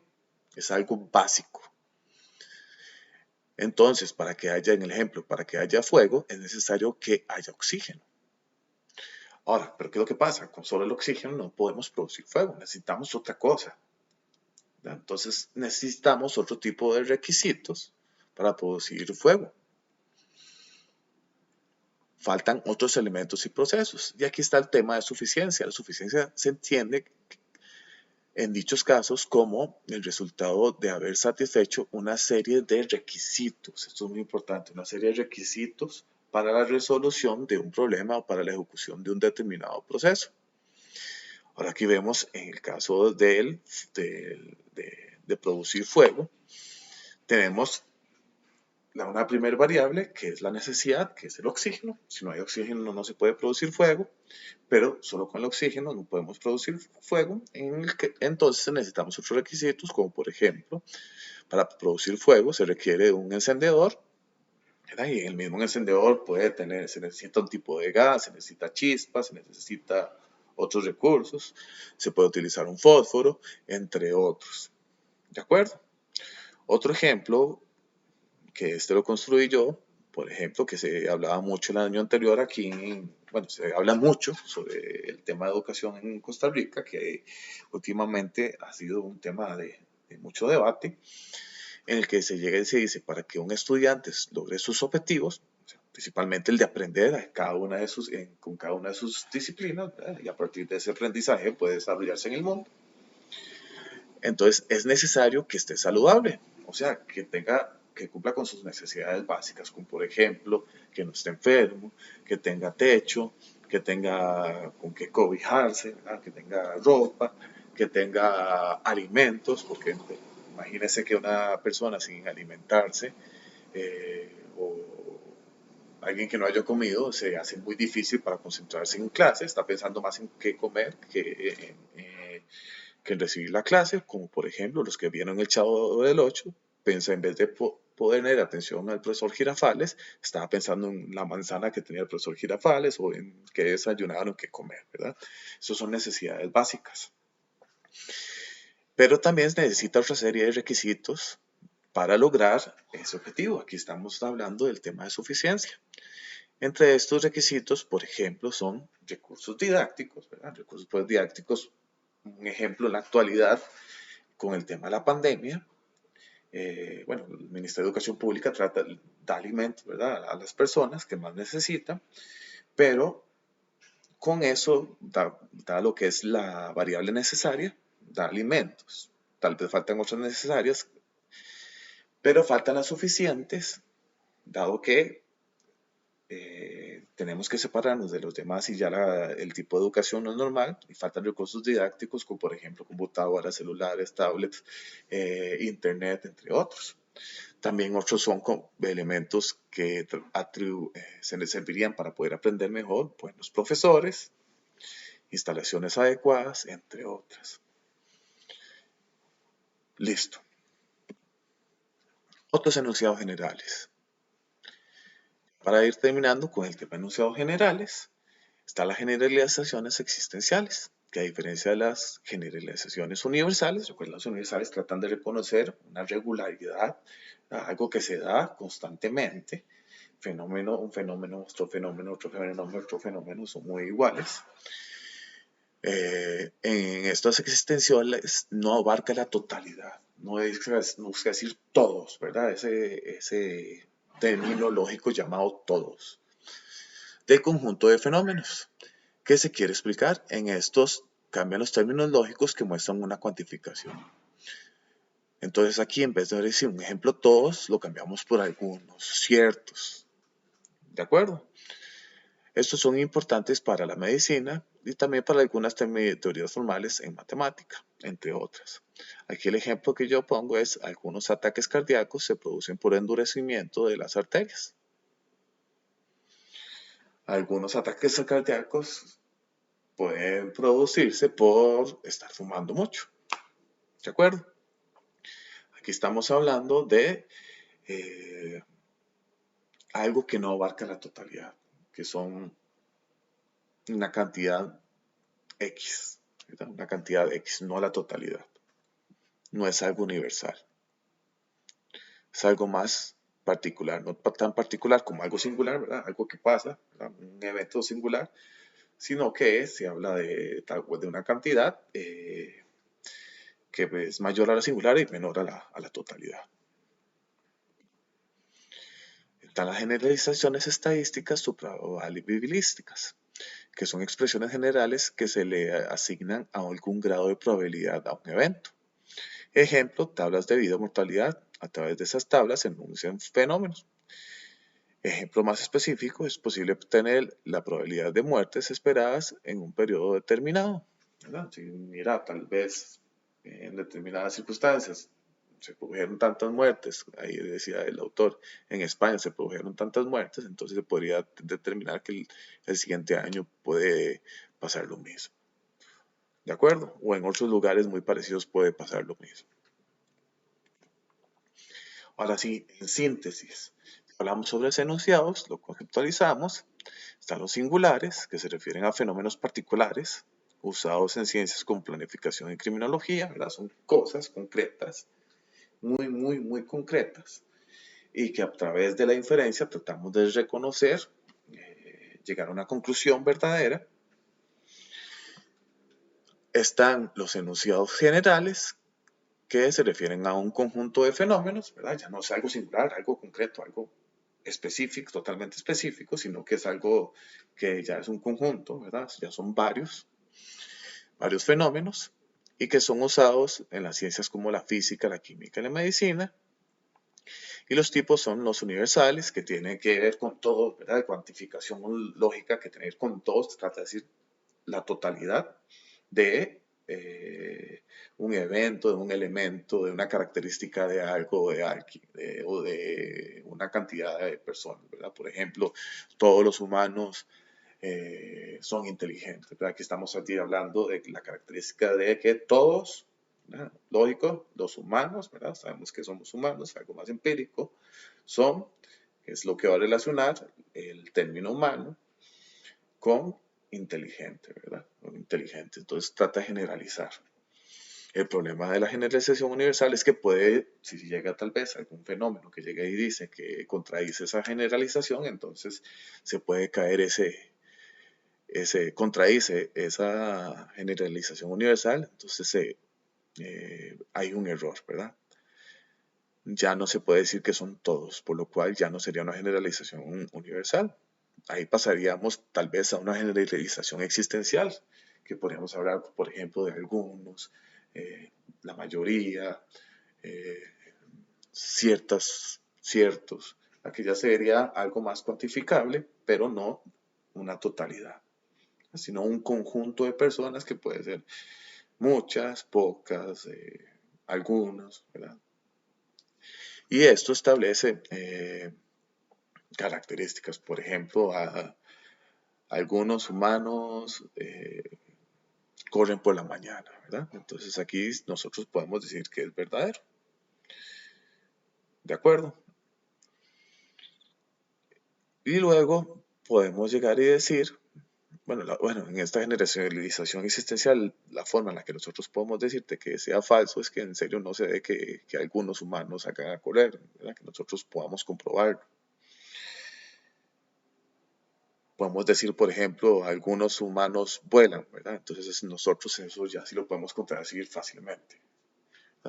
Bueno, casi fácilmente. No conozco a algún humano que pueda volar. O algunos humanos, un conjunto de humanos que puedan volar por sí mismos.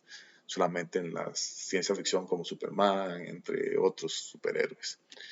Luego está la generalización estadística que acabamos de ver, ¿verdad? Que trata de comprender a través de números, ¿verdad? Que demostrar algo que está pasando. ¿De acuerdo?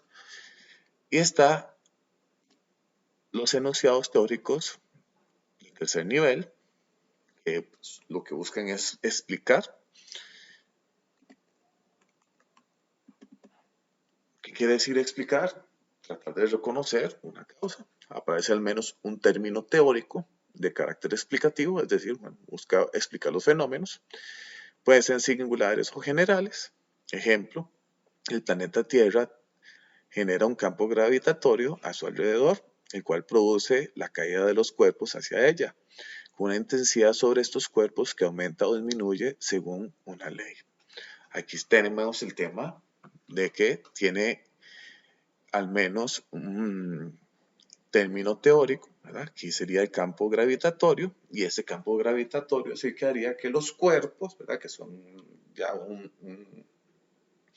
término empírico, caen hacia, o ¿cómo se dice? Los cuerpos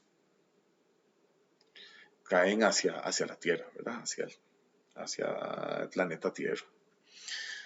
Ahora, ¿qué es lo que tenemos que ver? Entre términos teóricos, aquí sería campo gravitatorio, este atraería un cuerpo hacia el planeta Tierra, en sí, este enunciado buscaría explicación de fenómenos, es decir, razones, causas, el por qué suceden las cosas. Ahora, la clasificación de enunciados teóricos. Están los puros y mixtos.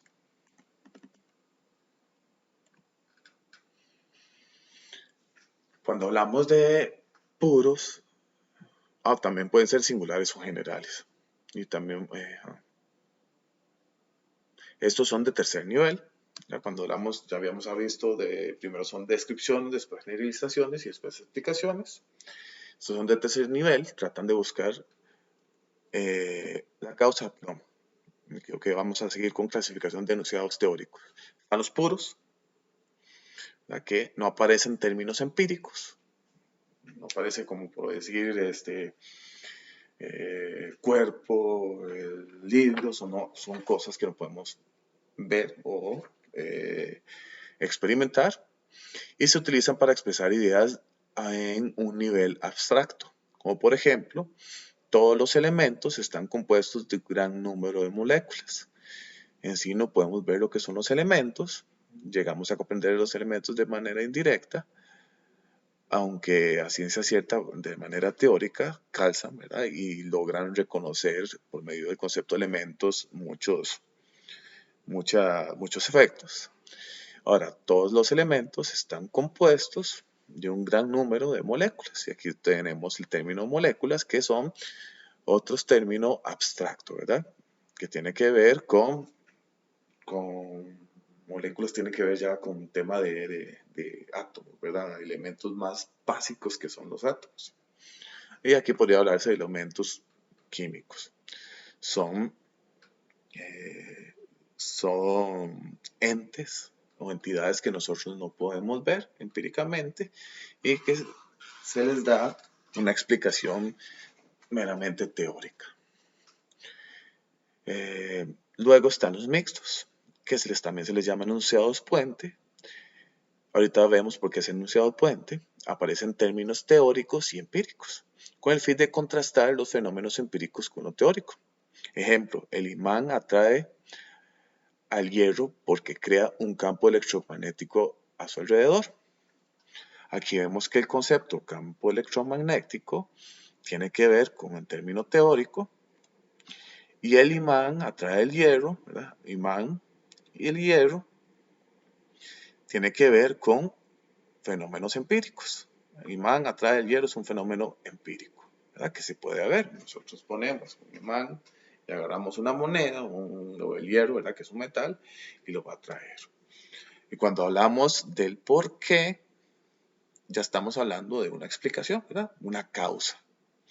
Ahora, ya que vemos entre puros y mixtos, también recuerden que los clasificamos entre singulares, lo que hemos visto entre singulares y generales. Aquí podemos ver unos generales. Todos los elementos están compuestos de un gran número de moléculas. Aquí estamos hablando de todos. Estoy haciendo una generalización. Todos los elementos. Es un término lógico cuantificable. Y aquí en los mixtos, el imán atrae al hierro porque crea un campo electromagnético alrededor, ¿verdad? Estamos hablando de algo singular, el imán en sí.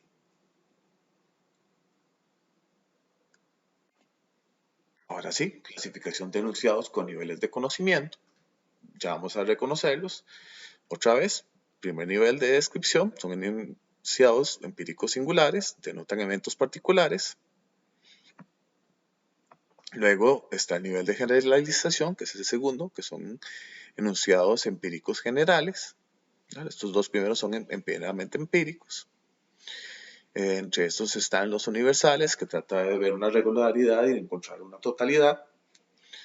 Están los existenciales, que se habla de algunos, que se habla de básicamente una cantidad de entre singular, singular, algo meramente particular, algo concreto, un evento, a un conjunto que no es el todo ni algo singular, ¿verdad? Que está entre esos extremos.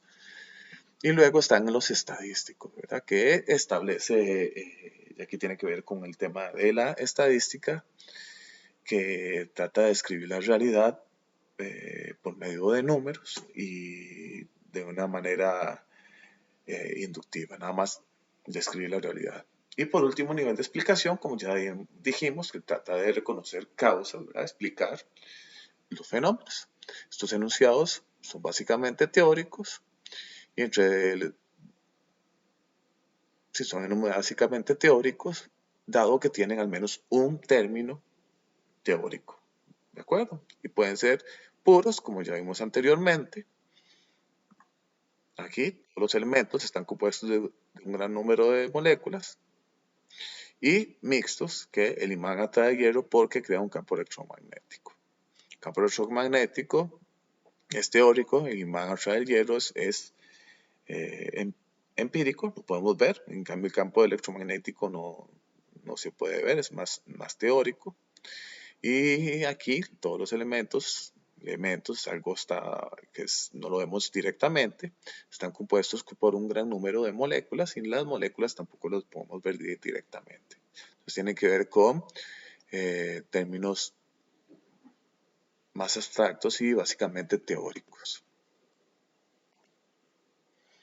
Ahora, como quinto y último objetivo, se busca reconocer la importancia de la explicación y la predicción en el marco de las teorías científicas. Cuando hablamos de explicación, ya vimos anteriormente que en el tercer nivel estamos hablando de temas de explicación.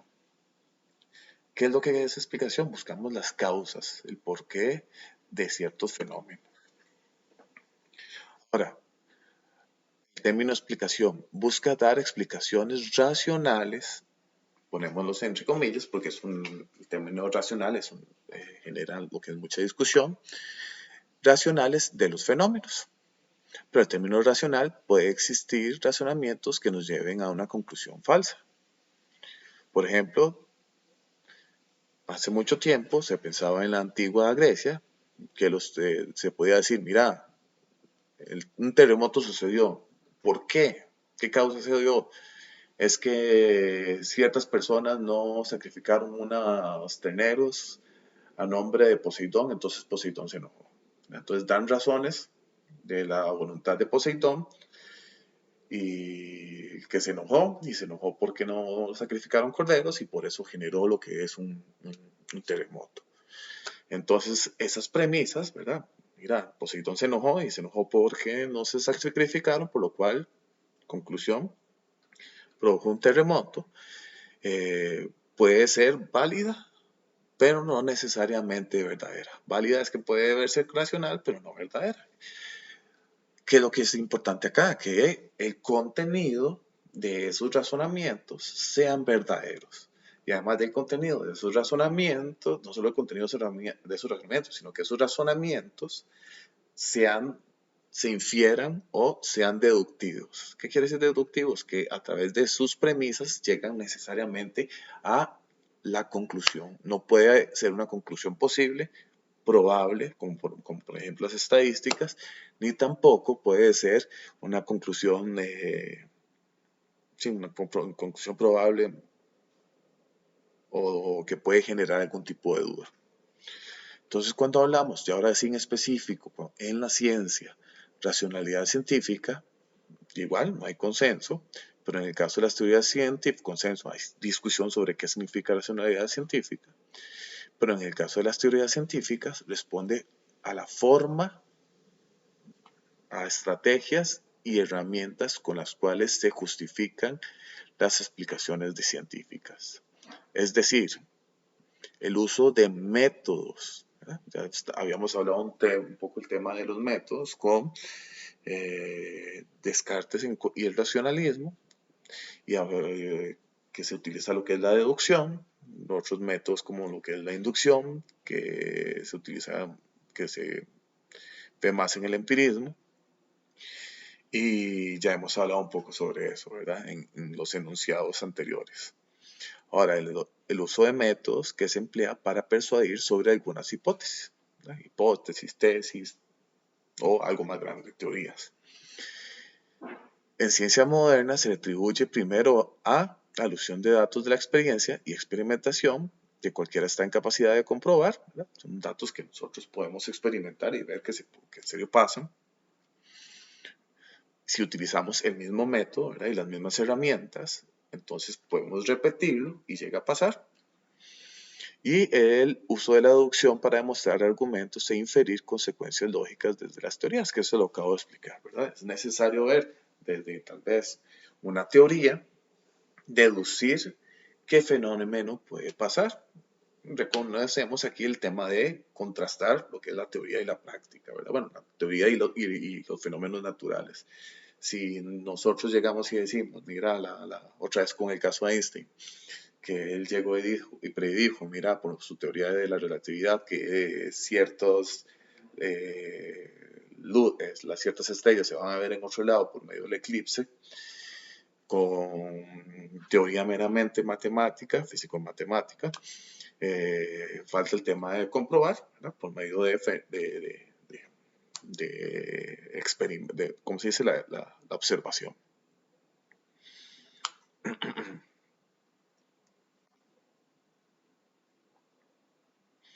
La racionalidad científica, métodos de justificación.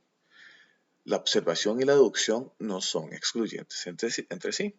¿Verdad? Cuando hablamos de deducción, se reconoce más con el tema de racionalismo y de la inducción con el tema de empirismo, pero no son excluyentes en sí. Se pueden usar conjuntamente para validar ideas. Y aquí el autor Gallardo utiliza Galileo. Por ejemplo, usa el telescopio, ¿no? Para que genere una observación mejorada y con ella observa lo que son los cuerpos celestes, ¿verdad? Que son los planetas, las lunas, entre otros. Y con esas observaciones se da cuenta, por ejemplo, que la luna tiene cráteres, se da cuenta que algunos planetas tienen lunas, por lo cual contradice la teoría aristotélica. ¿Qué decía la teoría aristotélica, aristotélica específicamente? Que los cuerpos celestes eran perfectos, eran lisos y eran perfectos, eran lisos y eran uniformes. Entonces, un ejemplo, en el tema de la luna se pensaba que era lisa, pero por medio del telescopio observa de que hay cráteres, entonces no es lisa. Ya entonces llegamos a ver de que con esa teoría aristotélica cosmológica se empieza a destruir, ¿verdad? Empezamos a ver por medio de ciertas observaciones para decir, mira, esta teoría tiene fallos. Empezamos a dudar sobre esta teoría. Pero también lo llega a contradecir por medio de una justificación lógica. Se da el ejemplo de la caída de los cuerpos. Este puede reconocer en el siguiente video. Normalmente se piensa que la caída de los cuerpos depende del peso. Entonces uno llega y dice, mira, ¿qué cae más fuerte? ¿Una pesa de 10 kilos o este libro? ¿Qué cae más rápido? Entonces normalmente se asocia de que va a caer más rápido lo que es la pesa, porque pesa más que este libro. Y eso lo hace Aristóteles, lo experimentó con un tema de un martillo, cayó el martillo más rápido y una pluma. El problema es que hay diferentes variables que no reconoció Aristóteles, como el viento, entre otros. Ahora vamos a ver más específicamente cómo hace una justificación lógica, teórica, para llegar a reconocer que ese fenómeno que decía Aristóteles, ¿verdad? Que esa conclusión que llegó Aristóteles de que un cuerpo, un objeto que pesa más que el otro, cae más rápido hacia la Tierra. Y lo que dice Galileo es que no importa el peso, sino que tiene que ver con la masa. Y lo vamos a ver en este siguiente video. El martillo y la pluma de Aristóteles a Galileo. Esto lo saqué de Quantum Fracture, no tiene fecha y va a estar al final de las referencias. Coge una pluma y un martillo, ponlos a la misma altura y suéltalos. ¿Quién llega antes al suelo? Bueno, obviamente el martillo, pero quítale el aire a la habitación y todo tipo de rozamientos. ¿Quién llega antes? ¿Algo que pesa mucho o algo que pesa poco? La verdad es que me aburre un poco deciros la respuesta. Hay tantos vídeos mostrándolo en cámaras de vacío o incluso en el espacio que creo sonar repetitivo. Sí, caen a la vez. Lo puedes ver de manera cutre también en tu casa. Si tiras un libro y un folio al suelo, verás que el folio tarda más en tocar el suelo, pero si colocas el folio encima del libro para aplacar el rozamiento con el aire, caen a la vez. La pregunta aquí es, ¿por qué pasa esto? ¿No es poco intuitivo que todo, sin importar su peso? Bueno, ahí se dio una demostración de fenómeno empírico para reconocer de que esa teoría aristotélica estaba mal. Es una observación empírica que llega y contradice la teoría aristotélica de que un cuerpo cae mayor a otro por su tema de peso. ¿Caiga siempre al mismo ritmo? Lo es. Es más, es súper extraño. Un hecho que hace que la gravedad se convierta en el bicho raro de las interacciones y un misterio que no fue resuelto hasta que la relatividad general entró en escena. Ojo, porque aquí va el enigma más antiguo de toda la física. Pensemos primero en alguien no tan raro para que entendáis el problema. La fuerza eléctrica. Imagina que en medio del espacio hay una gran bola metálica cargada eléctricamente, una especie de estrella de la muerte, solo que ahora es más de la muerte. Ahora piensa que flotando sobre su superficie tenemos un martillo y una pluma. Olvidaos de la gravedad por un momento. Si soltamos a estos dos, ¿quién va a chocar antes contra el suelo? La respuesta depende de dos propiedades. La primera es la carga eléctrica. La carga que posee un cuerpo, esencialmente, es cuánto es capaz de perturbarle una cierta interacción. Cuanto más alta sea la carga de una cierta fuerza, más intensamente le va a afectar. En este caso, cuanto más cargado eléctricamente esté, más fuerte va a ser la interacción eléctrica, más va a ser acelerado y antes va a chocar contra el suelo. Aquí estamos hablando de teorías puras con las cuales llega a una conclusión. Y después se puede generar una teoría, se puede hacer lo que es una experimentación para poder verificar esto. Aquí estamos hablando de cargas eléctricas, ¿de acuerdo? Y de cargas eléctricas positivas y negativas, y que pueden atraer unas a las otras, que tiene que ver con el tema de fuerza, ¿verdad? Que es otro tema que se habla en la física. Resulta que nuestra pluma tiene la misma carga eléctrica que el martillo, por lo que no sabemos quién va a ganar. Pero por otro lado tenemos a la masa inercial. La masa inercial, o simplemente masa, refleja la dificultad que hay de mover algo o de hacerlo parar de moverse. Si la masa de un cuerpo es muy baja, quiere decir que con fuerzas pequeñas puedes acelerarlo muy rápido. Si su masa es alta, quiere decir que se necesita de fuerzas muy grandes para hacer que acelere de la misma manera. Mover un dardo con una mano es fácil, mover un camión con una mano es difícil. Mayor la masa, mayor la resistencia. El martillo es mucho más pesado que la pluma, tiene mucha más masa. Así que aunque la pluma y él sientan la misma fuerza, a él le cuesta mucho más arrancar a moverse rápido, por lo que la pluma le gana y choca contra el suelo mucho antes. Pero oye, la situación podría haber sido distinta. El martillo podría haber estado mucho más cargado que la pluma y con ese extra de fuerza haberla superado. O en vez de utilizar un martillo tan grande, haber usado uno más ligero y fácil de mover, lo que hubiera sido una ventaja. Como veis, es todo una lucha entre cuánta es la resistencia a moverse y cuánto le afecta la fuerza implicada. Podrías pensar en principio que la gravedad juega el mismo juego. Al igual que la fuerza eléctrica tiene su propia carga, la carga eléctrica, la fuerza de la gravedad también debería tener su propia carga, la carga gravitatoria. Si tienes mucha carga gravitatoria, la gravedad te perturba mucho y te acelera con intensidad. Si tienes poca, ni te enteras de que está presente. Así que volvamos a nuestro caso clásico del martillo y la pluma. Si los soltamos, ¿quién tocará antes el suelo? Pues la realidad es que si vemos la situación en términos de su masa y su carga gravitatoria, vemos que coge una pluma y un martillo. Ponlos a la misma con intensidad. Si tienes poco clásico del martillo y la pluma. Si los soltamos, ¿quién tocará antes el suelo? Pues la realidad es que si vemos la situación en términos de su masa y su carga gravitatoria... Vean que aquí estamos utilizando términos meramente teóricos, lo que es carga gravitatoria y masa. Masa desde una perspectiva no de masa, de masa, sino masa con que tiene que ver con un concepto físico. Y estos se relacionan entre sí para poder llegar a la conclusión que vamos a ver. Vemos que el martillo tiene mucha masa, pero a la vez tiene mucha carga gravitatoria. Y por su lado la pluma tiene muy poca masa, pero a la vez tiene muy poca carga gravitatoria. Uno es muy pesado, pero le afecta mucho la gravedad, y la otra es muy ligera, pero la gravedad le influye muy poco.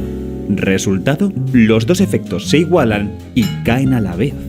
Y esto no es especial de este caso concreto. En cualquier escenario de objetos cayendo que se te pueda ocurrir, siempre sucede que los objetos con más masa tienen también mucha carga gravitatoria, y los objetos con menos masa también tienen poca carga gravitatoria, lo que hace que todos los objetos caigan al mismo ritmo. Este es el gran descubrimiento que hizo Galileo. Resulta que la carga gravitatoria de cualquier objeto siempre se equilibra con su masa, de modo que los dos efectos, resistir moverse y ser influenciado por la gravedad, se cancelan y todos los cuerpos caen a la vez. La carga gravitatoria es siempre igual a la masa inercial. Este es el principio de equivalencia débil y por eso... Eso lo hizo principalmente por deducciones matemáticas, ¿verdad? Generando de teorías, genera esa teoría. Eso nadie dice carga gravitatoria cuando se habla de planetas girando o manzanas cayendo. Ya que son iguales, es más económico quedarte con una de las cantidades y usarla todo el rato en todos los casos. Por mucho que masa y carga gravitatoria sean dos conceptos muy diferentes, en la práctica resultan ser lo mismo. Y eso es algo muy raro. Todas las fuerzas fundamentales que conocemos tienen sus propias cargas, unos números únicos que nos dicen cuánto te influye la interacción, totalmente separados de tu resistencia a moverte, tu masa. Pero en el caso de la gravedad, estos dos números extrañamente coinciden siempre, algo que hemos confirmado con precisión en muchos experimentos a lo largo de la historia. El principio de equivalencia débil nos ha acompañado desde el nacimiento de la física, apuntándonos que había algo especial y diferente con la gravedad, un fenómeno que parece una fuerza, pero que realmente tiene un origen mucho más alucinante. Pero eso lo veremos en el próximo vídeo. Y ya sabes, si quieres más ciencia solo tienes... Bueno, este video lo encontré muy interesante para comprender de cómo a través de las deducciones teóricas puedes llegar a una conclusión teórica. Ahora, otras observaciones importantes sobre la racionalidad y la explicación. Tanto las justificaciones lógicas y empíricas son claves para la investigación científica, en su afán por explicar los fenómenos del mundo. Es importante ver las justificaciones empíricas para comprender el mundo, ¿verdad? Y ya sea para contrastarlas o para generalizar, para comprender el mundo de alguna u otra forma, para predecir, para explicar, bueno, en sí para comprender el mundo y nosotros tratar de utilizar por medio de la explicación, ver las causas, utilizar la naturaleza o, bueno, si digamos, pongamos en esto la naturaleza porque las ciencias sociales sería algo un poco más complejo en tema epistémico.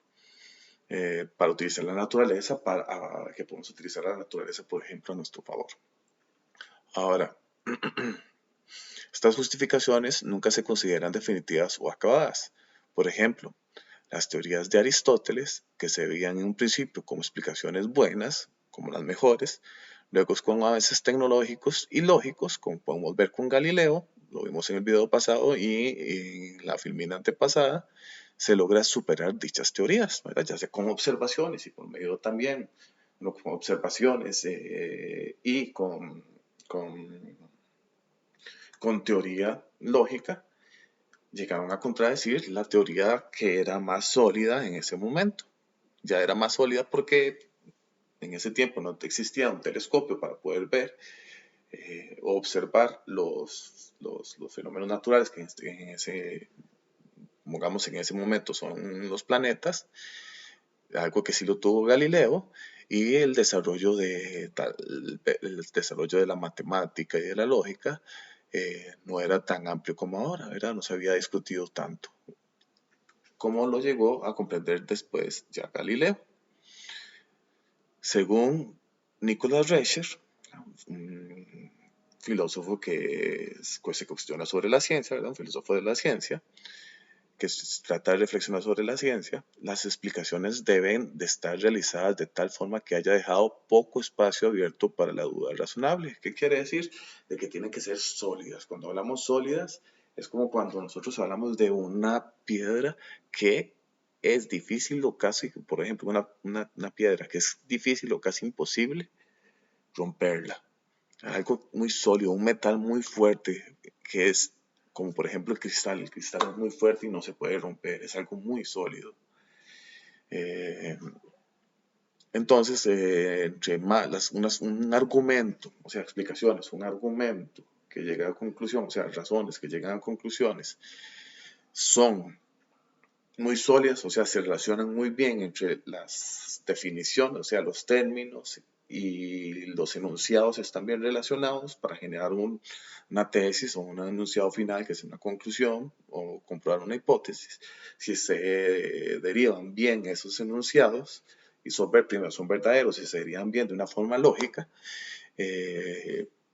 hace que podemos llegar a una conclusión, una hipótesis o una tesis mejor. Entonces el punto es que eso sea sólido, esté bien formado, el contenido sea verdadero, lo más verdadero posible, para que se pueda dudar lo menos posible y poder encontrar. El punto es que la ciencia, como podemos ver en el siguiente capítulo, por medio de filósofos como hablábamos, de Popper y bueno, ahí ustedes pueden ver los otros filósofos que tienen una tendencia que habla sobre los métodos. Podemos ver de que hacen crítica a los métodos científicos que no necesariamente podemos llegar a conclusiones, ¿verdad? Entonces la ciencia siempre es falible, puede ir mejorando cada vez más o comprender el mundo de otra manera. Ahora, con respecto a la predicción depende mucho de la explicación. Nosotros necesitamos la explicación para reconocer causas que producen un efecto. Si reconocemos causas que producen un efecto, podemos supuestamente realizarlo otra vez. Entonces, la predicción es una aserción cuyo propósito es proveer de respuestas fiables a preguntas acerca del futuro desarrollo de ciertos eventos. Su intención regularmente es pragmática. ¿Qué quiere decir pragmática? Que se busca intención, como hablamos anteriormente, intereses personales, cosas que suceden en nuestro diario vivir y necesitamos saber sobre ellas, que nos pueden ayudar o pueden perjudicar, ya sea nos pueden ayudar para promoverlo o perjudicar para evitarlo, o un problema que tenemos para solucionarlo. Es decir, para proveer lo que queremos saber. Por ejemplo, regiones que impactarán un huracán. Ahora, ¿qué es lo que tienen que haber? Deben ser correctas y creíbles. Ya que cuando hablamos de correctas y creíbles es lo que dijo Reicher, ¿verdad? Las explicaciones deben de realizarse de tal forma que se hayan dejado poco espacio abierto para la duda razonable. Ahora, correctas tiene que ver con la cuestión deductiva y creíbles con la cuestión de contenido. Puede ser verdadero o falso. Ahora, requieren el conocimiento factual, pasado y presente. Cuando hablamos de conocimiento factual, recordemos que son cosas que nosotros podemos experimentar, que podemos ver, observar, sentir, que han pasado antes y que están pasando en el presente. Y a partir de la inferencia, ¿verdad? Con esto se busca inferir, deducir situaciones futuras. Ahora, cuanto mayor sean las teorías científicas y mayor datos disponibles, mejores serán las predicciones, es decir, se necesita de la explicación científica sólida, como lo hablamos anteriormente. Y hasta acá terminamos hoy. Hablé un poquitito de más, pero traté de dar ejemplos concretos para que se puedan ustedes entender. Si tienen dudas, pueden acudir con el tutor. Ustedes pueden preguntarle al tutor sobre los términos. Este PDF, esta presentación de PowerPoint se les podría pasar. Este video lo voy a subir por YouTube y seguramente voy a ponerlo el PDF en mi canal de YouTube y ahí podrían descargarlo para poderse ayudar. Bueno, ha sido un gusto, muchas gracias, espero que hayan entendido y que les vaya muy bien.